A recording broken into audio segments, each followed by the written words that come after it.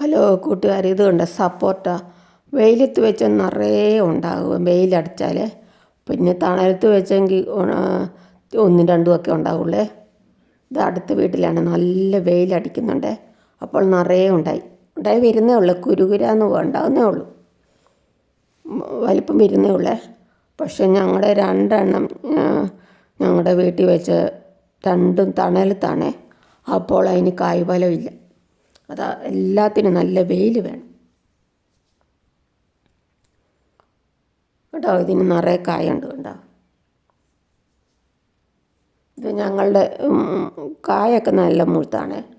പക്ഷേ തണലത്തായതുകൊണ്ട് കുറച്ച് കായേ ഉള്ളൂ കേട്ടോ.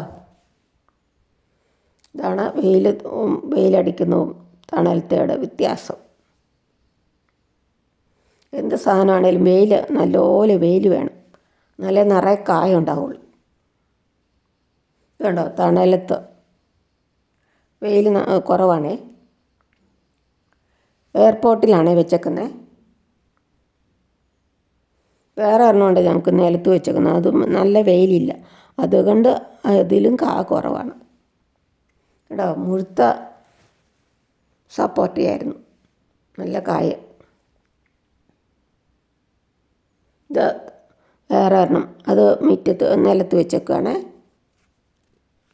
പക്ഷേ അതിലും കായ്ഫലം കുറവാണ് കണ്ടോ.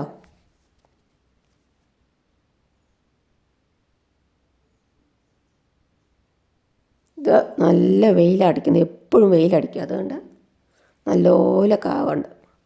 അടുത്ത വീട്ടിലെ ഞാൻ വീഡിയോ എടുത്തോട്ടെ ചോദിച്ചു, അപ്പോൾ എടുത്തോളാൻ പറഞ്ഞു.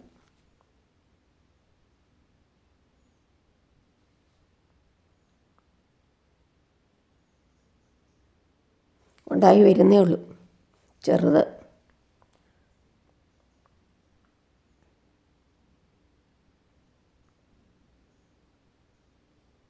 വെട്ടവും വെളിച്ചമൊക്കെ ഉണ്ടെങ്കിൽ എങ്ങനെയാണ് നല്ല